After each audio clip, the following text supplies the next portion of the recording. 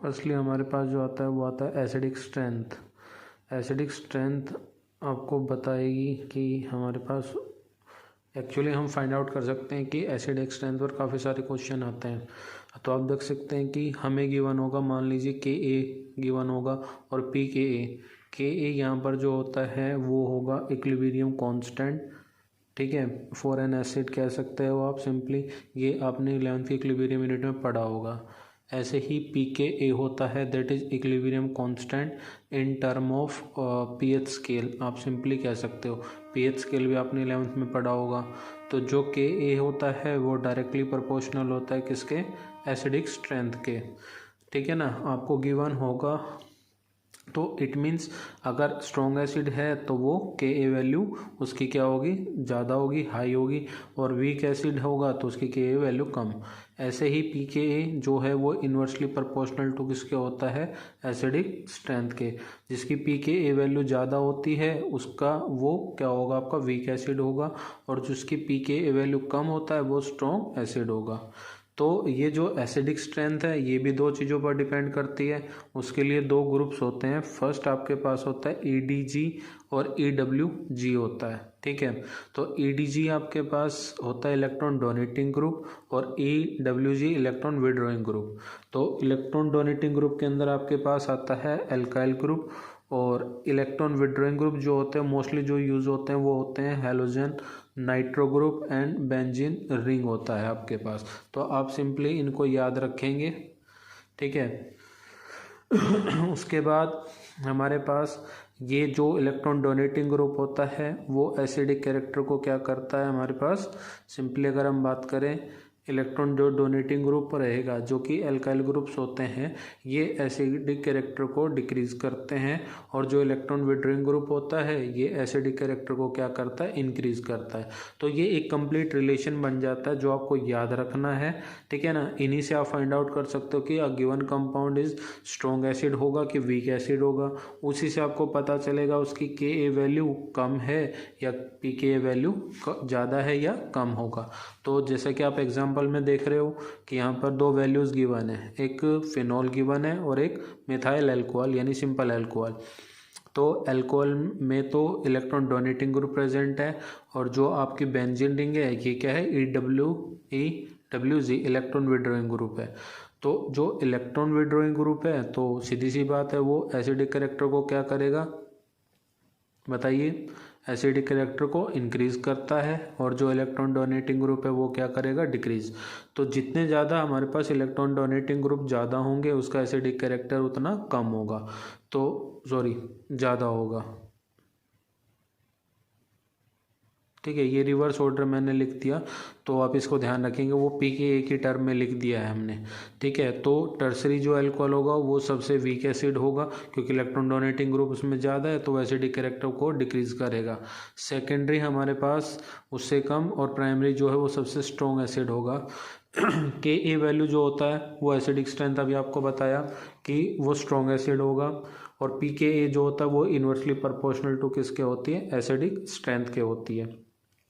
तो acidic strength जितनी ज़्यादा होगी वो उसकी पी के ए वैल्यू उतनी ही कम होगी, और जितना एसिडिक स्ट्रेंथ ज़्यादा कम होगी उसकी पी के ए वैल्यू ज़्यादा होगी। तो आपको ये जो रिलेशन है वो आपको परफेक्टली याद रखना है। इसके ऊपर क्या होता है, क्वेश्चंस मोस्टली क्या होंगे, पुटअप होते हैं एग्जाम में, तो ये पॉइंट आपको ज़रूर याद रखना है। ठीक है ना, उसके बाद इस पर काफ़ी सारे क्वेश्चंस आते हैं, तो मेन अगर आपको ये फंडा क्लियर है तो सब कुछ आ जाएगा आपको। अब नेक्स्ट क्या है आपके पास, बेसिक कैरेक्टर या बेसिक स्ट्रेंथ आप कह सकते हो। ठीक है ना, हमारे पास अगर हम देखते हैं कि बेसिक स्ट्रेंथ क्या होता है या बेसिक कैरेक्टर क्या होगा, तो देखिए जो के बी आपको जैसे के ए होता है इक्विलिब्रियम कांस्टेंट, वैसे ही क्या होता है आपके पास के बी होता है। ठीक है ना, इक्विलिब्रियम कांस्टेंट फॉर बेस होता है, ऐसे ही पी के बी होता है equilibrium constant for in term of pH scale. तो के बी जो होता है वो डायरेक्टली प्रोपोर्शनल होता है किसके, बेसिक स्ट्रेंथ के, और जो पी के बी होता है वो इन्वर्सली प्रोपोर्शनल होता है बेसिक स्ट्रेंथ के। जैसे हमने इलेक्ट्रॉन एसिडिक स्ट्रेंथ के लिए एडीजी और ईडब्ल्यूजी पढ़ा था, ऐसे ही हम ईडीजी पढ़ते हैं यहाँ पर, ईडब्ल्यूजी फॉर बेसिक स्ट्रेंथ के लिए भी। तो इसमें आप देख सकते हो कि जो बेसिक स्ट्रेंथ है वो ईडब्ल्यूजी बढ़ाते हैं यानी इंक्रीज करते हैं, और ईडब्ल्यूजी क्या करते हैं, डिक्रीज। एसिडिक स्ट्रेंथ में इनका रिवर्स होता है। तो बेसिक स्ट्रेंथ ईडीजी को क्या करते हैं, इंक्रीज करते हैं, और ईडब्ल्यूजी बेसिक स्ट्रेंथ को क्या करते हैं, डिक्रीज करते हैं। तो ये पॉइंट आप जरूर याद रखिएगा। उसके बाद हमारे पास जैसे CH3NH2 गिवन है, एक एग्जांपल हमने लिया, और ये आपके पास एक बेंजीन रिंग और इसके ऊपर एक NH2 ग्रुप है। आप देख सकते हो कि दोनों नाइट्रोजन के ऊपर लोन पेयर इलेक्ट्रॉन क्या है, प्रेजेंट है। तो CH3 आपका एक EDG है, इलेक्ट्रॉन डोनेटिंग ग्रुप, ठीक है। तो ये इलेक्ट्रॉन डोनेट करेगा नाइट्रोजन को। तो ऐसे ही यहाँ पर इलेक्ट्रॉन विड्रॉइंग ग्रुप है, तो ये लोन पेयर को अपने ऊपर विड्रॉ करा लेगा ड्यू टू रेजोनेंस। तो इलेक्ट्रॉन विड्रॉइंग ग्रुप है वो बेसिक स्ट्रेंथ को डिक्रीज करेगा क्योंकि लोन पेयर उसने ले लिया, और इधर EDG है वो इलेक्ट्रॉन डोनेटिंग ग्रुप, वो और इलेक्ट्रॉन डोनेट कर देगा। तो मिथाइल जो अमाइन है उसकी बेसिसिटी यानी बेसिक कैरेक्टर हमारे पास क्या रहेगा, ज़्यादा रहेगा। लेकिन अगर पीके, तो इस हिसाब से जो मिथाइल अमीन है वो स्ट्रॉन्ग एसिड हो जाएगा, स्ट्रॉन्ग बेस हो जाएगा, तो उसकी पीके ए वैल्यू तो ज़्यादा और के ए वैल्यू क्या हो जाएगी, ग्रेटर हो जाएगी देन एनालिन, ठीक है। तो ये पॉइंट आप जरूर याद रखिएगा कि दोनों एक दूसरे से कैसे रिलेट करते हैं बेसिक स्ट्रेंथ के अंदर, ठीक है। तो मोस्ट इंपॉर्टेंट है, काफ़ी सारे क्वेश्चन इससे पुटअप होते हैं। उसके बाद नेक्स्ट टॉपिक जो आता है वो आता है आपके पास CFSE, जिसे आप कहते हो क्रिस्टल फील्ड स्पेल्टिंग एनर्जी। ये आपने कोऑर्डिनेशन कंपाउंड में पढ़ा होगा, ठीक है। तो ऑर्बिटल जो D होते हैं वो दो पार्ट्स में टूटते हैं, ठीक है, स्प्लिटिंग में। एक होता है dx dy dz जिन्हें हम कहते हैं नॉन एक्सियल और T2Z, और एक dx² - y² और dz² जिनको हम कहते हैं axial orbital, that is EG, ठीक है। तो ये आपको पॉइंट याद रखने कि दोनों नॉन एक्सियल और एक्सियल ऑर्बिटल कौन कौन से होते हैं। आफ्टर दैट कॉन्फ़िगरेशनल आता है हमारे पास, तो T2G EG के अंदर लिखा जाता है। तो मेन पॉइंट, ये मोस्ट इंपॉर्टेंट टॉपिक, इससे काफ़ी सारे क्वेश्चन पुटअप भी होते हैं, ठीक है ना। तो आपको ये याद रखना है कि T2G और EG कॉन्फ़िगरेशन कौन सा होता है हमारे पास, ठीक है। तो T2G EG में अगर कॉन्फ़िगरेशन लिखना है तो दो पॉइंट्स उसके लिए आपको याद रखने पड़ेंगे। डेल्टा नोट अगर ग्रेटर देन P है तो हमारे पास क्या होगा, स्ट्रॉन्ग फील्ड लीजेंड्स होगा और वो हाई स्पिन कॉम्प्लेक्स की फॉर्मेशन करेगा, ठीक है। अगर delta naught less than P है तो वो वीक फील्ड लीजेंड्स और लो स्पिन कॉम्प्लेक्स की क्या करेगा, फॉर्मेशन करेगा। ये पॉइंट दो इंपॉर्टेंट है। तो सिंपल आपको जो याद रखना है वो स्ट्रॉन्ग फील्ड लीजेंड्स और वीक फील्ड लीजेंड्स याद रखने हैं। अगर आपको ये याद रह जाते हैं तो आपको ये कॉन्सेप्ट अच्छे से क्लियर हो जाएगा। तो स्ट्रॉन्ग फील्ड लीजेंड्स होगा तो उसमें हाई स्पिन कॉम्प्लेक्स है, और जो वीक फील्ड लीजेंड्स होगा उसमें लो स्पिन कॉम्प्लेक्स है। तो डेल्टा नोट ग्रेटर देन रहेगा P से for strong field legends, delta naught less than P यहाँ पर होती है पेयरिंग एनर्जी, वो वीक फील्ड लीजेंड्स हमारे पास क्या करते हैं, कैरी करते हैं, और उस केस में लो स्पिन कॉम्प्लेक्स फॉर्मेशन होता है, ठीक है। आपको मान लीजिए D5 का एक आयन गिवन है तो आपको कॉन्फ़िगरेशन लिखना है। दो केस ऊपर अगर दे दिए, इन दोनों केस की फॉर्म में लिखना है। तो पहला केस हमारे पास क्या है, कॉन्फ़िगरेशन अगर डेल्टा नोट ग्रेटर होता है P से तो उस केस में D5 का आयन यानी delta naught greater than P है, उस केस में अगर आप कॉन्फ़िगरेशन लिखते हैं तो T2Z यानी उसमें सारे के सारे इलेक्ट्रॉन जो कंप्लीट है 5 के 5 जो भी है वो D ऑर्बिटल में यानी नॉन एक्सियल में T2Z में जाएंगे, EG के अंदर कोई इलेक्ट्रॉन नहीं जाएगा, ठीक है। ये आपको विशेषकर क्या रखना है, याद रखना है। उसके बाद अगर आपका सेकंड पार्ट आता है जिसके अंदर जो डेल्टा नोट है वो लेस देन P अगर होता है, उस केस में कॉन्फ़िगरेशन डिवाइड हो जाता है। इसमें कंप्लीट पेयरिंग नहीं होती है, इलेक्ट्रॉन 1 बाय 1 डिस्ट्रीब्यूट हो जाता है इन T2Z एंड EG के अंदर। तो सभी के अंदर एक एक क्या हो जाता है, हमारे पास इलेक्ट्रॉन हो जाएगा। तो इस तरीके से ये क्वेश्चन आपको जरूर याद रखना है, इस पे क्वेश्चन जरूर पुटअप होता है। डेल्टा नोट डेल्टा P पे लेस देन है कि ग्रेटर है, तो वो आपको अगर याद नहीं रहता, गिवन भी ना हो, तो आप स्ट्रॉन्ग फील्ड लीजेंड्स और वीक फील्ड लीजेंड्स के केस में आप याद रख सकते हो। मोस्टली जो हैलोजेंस है वो वीक फील्ड लीजेंड्स होते हैं, और NH3 हो गया CN वो स्ट्रॉन्ग फील्ड लीजेंड्स है। तो दोनों के केस में आपको कॉन्फ़िगरेशन याद रखना है कि किस तरीके से हम उसका क्या करते हैं, राइट डाउन करते हैं। तो ये हमारा टॉपिक है इसका क्रिस्टल फील्ड स्पेल्टिंग एनर्जी का। उसके बाद नेक्स्ट टॉपिक आपके पास जो आता है वो आएगा हिंसबर्ग रीजेंट टेस्ट आता है। हिंसबर्ग रीजेंट आपके पास होता है सिंपली अगर हम बात करते हैं, ये यूज होता है to differentiate between primary secondary and tertiary amine के लिए, ठीक है ना। अगर हमें प्राइमरी सेकेंडरी और टर्सरी अमाइन में डिफ्रेंशिएट करना हो तो उसके लिए हम क्या कर सकते हैं, ये हम टेस्ट यूज़ कर सकते हैं, ठीक है। तो अगर हमारे पास हिंसबर्ग रीजेंट है तो हम ये वाला टेस्ट ज़रूर यूज़ करेंगे, ठीक है। तो हिंसबर्ग रीजेंट का जो फॉर्मूला होता है वो होता है C6H5SO2Cl। तो हम देख सकते हैं इसको ओपन फॉर्म में हम क्या करना है, सिंपल जो बेंजीन रिंग है यानी दैट इज C6H5 उसको बेंजीन बना देंगे। तो अगर हमने बेंजीन सल्फोनाइल क्लोराइड की रिएक्टिविटी किसके साथ, प्राइमरी अमीन के साथ की, ठीक है, तो हमारे पास क्या हो जाएगा, हाइड्रोजन और एक Cl यहाँ से रिलीज हो जाएगा, ठीक है ना। तो और कंपाउंड आपका जो NHCH3 है वो कनेक्ट हो जाएगा बेंजीन सल्फोनाइल पर। तो जो ये कंपाउंड बना वो सोल्यूबल होता है किसके अंदर, एल्कली के अंदर। ये मोस्ट इंपॉर्टेंट पॉइंट है, स्टेटमेंट में भी आता है और डिफ्रेंशिएशन पे भी आता है, ठीक है। सेकेंडली हमारे पास क्या रहेगा, यहाँ पर अगर आप देख सकते हो जो बेंजीन, ये डिफ्रेंशिएशन में भी आता है और स्टेटमेंट मोस्ट इंपॉर्टेंट है, इसका जो नाम है बेंजीन सल्फोनाइल क्लोराइड होता है। ध्यान से लिख भी लीजिए क्योंकि स्टेटमेंट में आपको नाम गिवन होगा, फॉर्मूला आपको याद रखना पड़ेगा। तो बेंजीन सल्फोनाइल क्लोराइड। अब सेकंड आपके पास क्या आता है कि बेंजीन सल्फोनाइल क्लोराइड अगर उसकी सेकेंडरी अमीन से करते हो, ये हमारे पास कौन सी है, सेकेंडरी अमीन्स है या अमाइंस कह लो, ठीक है। तो यहाँ पर क्या बनता है, HCl यहाँ से रिलीज होगा और ये कंपाउंड सेकेंडरी अमीन का अटैच हो जाएगा बेंजीन सल्फोनिक एसिड में, ठीक है, सल्फोनाइल क्लोराइड में, ये इंसोल्यूबल होता है। और जो टर्सरी अमीन होती है अगर आप वो लेते हो इसके साथ तो वो रिएक्शन करती ही नहीं है। तो ये हमारे पास क्या होता है, मोस्ट इंपॉर्टेंट टेस्ट होता है जो डिफ्रेंशिएट कर सकता है प्राइमरी सेकेंडरी और टर्सरी। अब टर्सरी अमीन टेस्ट क्यों नहीं देती, क्योंकि इसमें हाइड्रोजन प्रेजेंट नहीं होता है यहाँ पर, तो इस वजह से जो टर्सरी अमीन है वो ये टेस्ट प्रोवाइड नहीं करती है। तो this test is use to differentiate between primary secondary and tertiary amine. याद रखिएगा मोस्ट इंपॉर्टेंट टेस्ट है हमारे पास ये।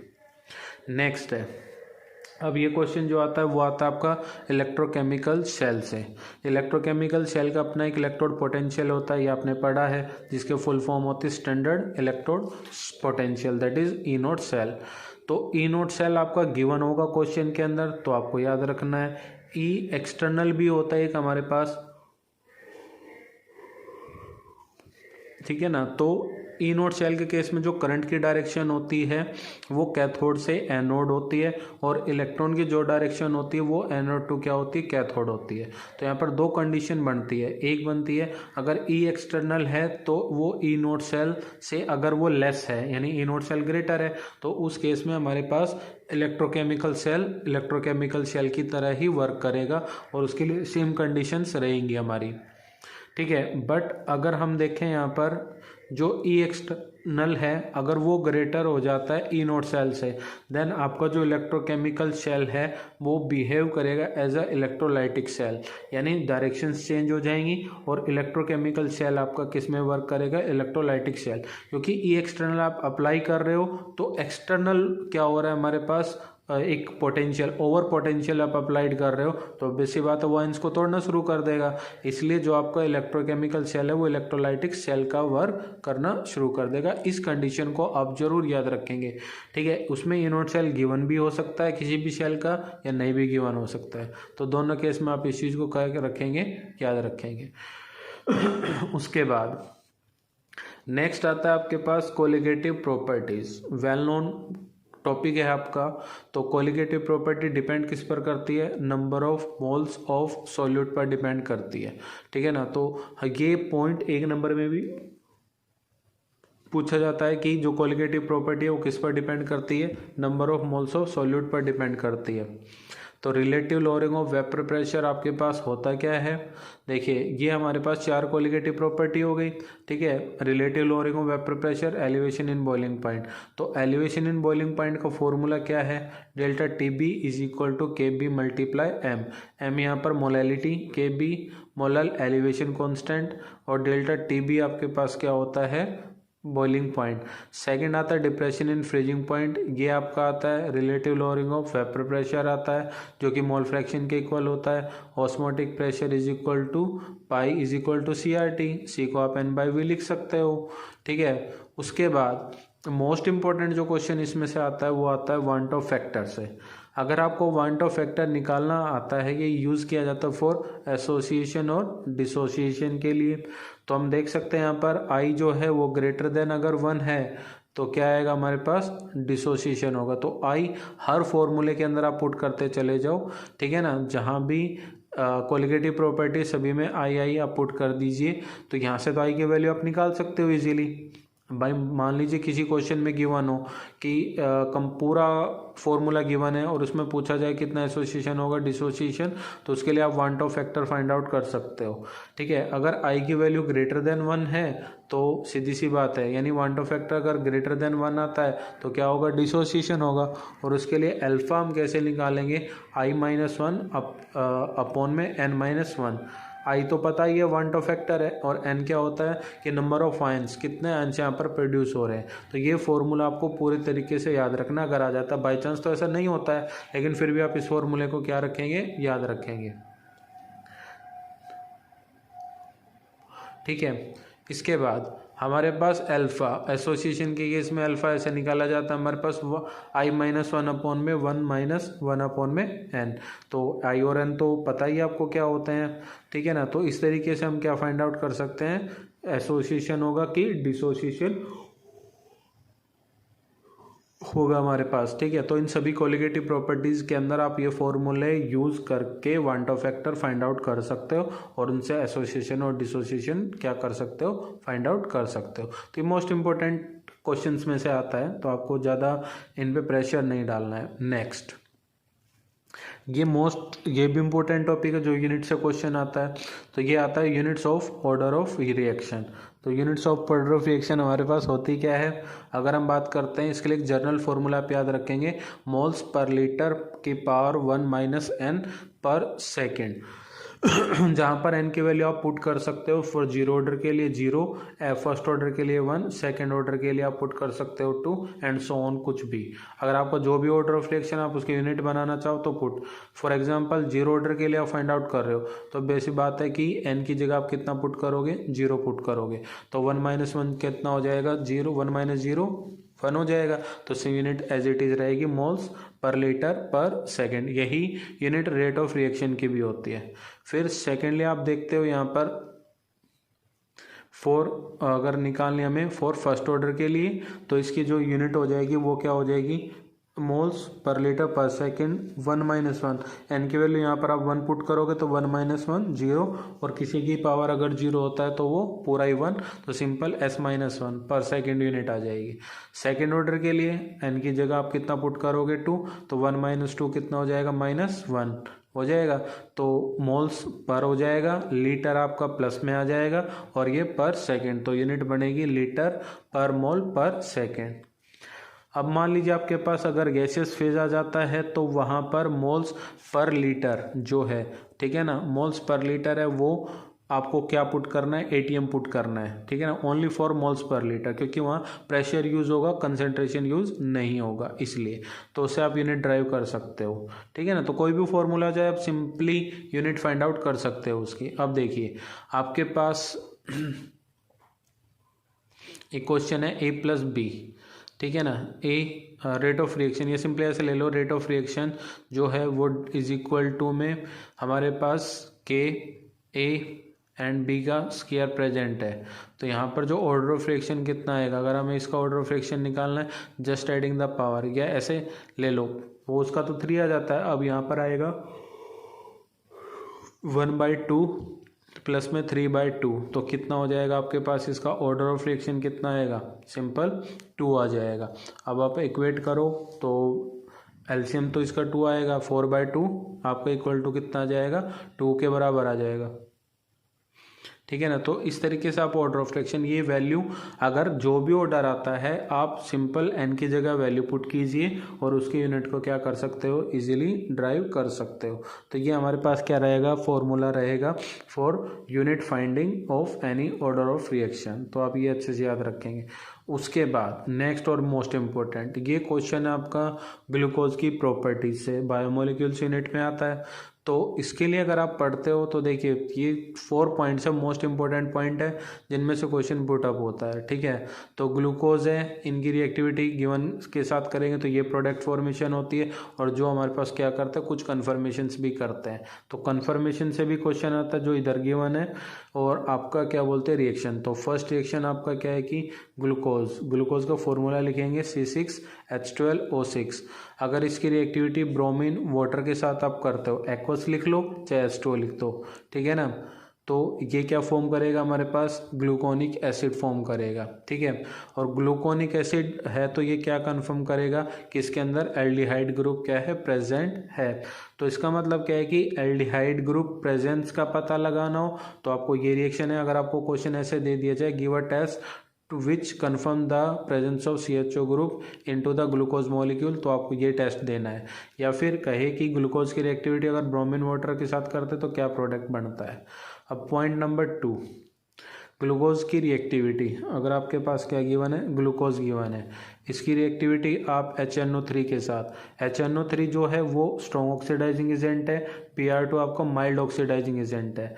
देन HNO3 के साथ अगर आप करते हो तो आपके पास क्या बनता है, यहाँ पर सैक्रिक एसिड बनता है, ठीक है, जो कंफर्म करता है प्राइमरी अल्कोहलिक ग्रुप इसके अंदर क्या है, प्रेजेंट है। तो वही क्वेश्चन कि आपको बताना है कि give a test which confirm the presence of primary alcoholic group या विच गिव्स हमारे पास कौन सा, सैक्रिक एसिड। तो ये रिएक्शन आपको देना पड़ेगा। ग्लूकोज की रिएक्टिविटी HNO3 के साथ करते हैं तो ये बनता है। पॉइंट नंबर 3 आपके पास C6H12O6 आपके पास है, इसकी रिएक्टिविटी अगर आप करते हो एसिटिक एनहाइड्राइड, ठीक है ना, एसिटिलेशन करते हो तो ये हमारे पास क्या देता है, ग्लूकोज पेंटा एसीटेट देता है। क्या देगा, ग्लूकोज पेंटा एसीटेट देगा, ठीक है, जो कंफर्म करेगा हमारे पास 5OH ग्रुप इसके अंदर, ठीक है। तो क्वेश्चन ये भी मोस्ट इंपॉर्टेंट है पॉइंट, ये आप याद रखेंगे, जो कंफर्म करता है हमारे पास 5OH ग्रुप इसके अंदर क्या होते हैं, प्रेजेंट। तो ऐसा क्वेश्चन पूछ ले, give a test of glucose which confirm the presence of 5OH group, तो ये रिएक्शन देंगे। या कहे कि ग्लूकोज की रिएक्टिविटी अगर एसिटिक एनहाइड्राइड से करते हो तो क्या बनता है, ग्लूकोज पेंटा एसीटेट। अब नेक्स्ट है ग्लूकोज की रिएक्टिविटी, ठीक है ना, फॉर्मूला लिखेंगे हम डायरेक्ट C6H12O6।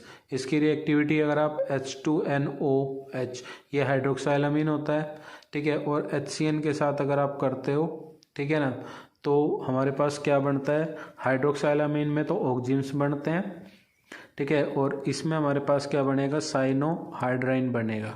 क्या बनेगा, साइनोहाइड्रिन बनेगा, ठीक है ना, जो कंफर्म करता है कि प्रेजेंस ऑफ कार्बोनाइल ग्रुप, ये कार्बोनाइल ग्रुप की प्रेजेंस को क्या करता है, कंफर्म करता है।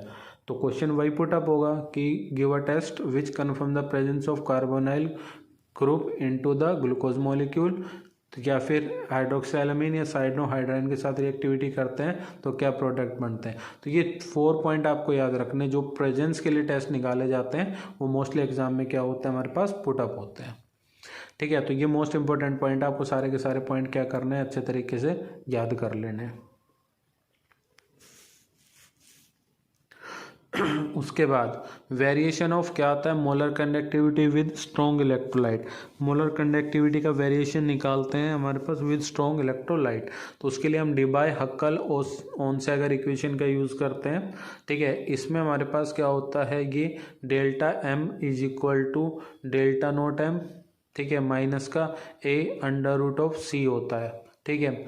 तो हमारे पास डेल्टा M तो होती है मोलर कंडक्टिविटी, और जो हमारे पास डेल्टा नोट M होता है वो लिमिटिंग मोलर कंडक्टिविटी होता है, ये भी आपने पढ़ा है, ठीक है। A कांस्टेंट होता है और C यहाँ पर क्या हो जाती है, हमारे पास कंसंट्रेशन हो जाती है, ठीक है। तो ये एक इक्वेशन है जिसकी सारी क्वांटिटी आपको पता है, A कांस्टेंट और √C आपकी क्या रहेगी, कंसंट्रेशन। तो अगर हम एक ग्राफ प्लॉट करते हैं between molar conductivity and concentration के स्क्वायर रूट में, तो वो कैसा होगा, स्ट्रेट लाइन ग्राफ होगा। स्ट्रेट लाइन ग्राफ आप याद रखेंगे वर्ड, ठीक है, क्योंकि इसमें से क्वेश्चन मोस्टली पुट अप होता है कि वो स्ट्रेट लाइन है और उसका इंटरसेप्ट क्या होगा हमारे पास, डेल्टा नॉट एम, यानी लिमिटिंग मोलर कंडक्टिविटी उसका इंटरसेप्ट होगा और स्लोप उसका कितना होगा, माइनस का ए होगा। तो ये आपको जरूर याद रखना है, ठीक है। तो इससे क्वेश्चन मोस्टली पुट अप होता ही होता है हमारे पास, ठीक है। उसके बाद हमारे पास आती है नेक्स्ट, अगर हम देखें, क्योंकि इससे क्वेश्चन आएगा हमारे पास जो इंटरसेप्ट और लिमिटिंग मोलर कंडक्टिविटी से, फिर मोलर कंडक्टिविटी स्ट्रॉन्ग इलेक्ट्रोलाइट के लिए और वीक इलेक्ट्रोलाइट के लिए।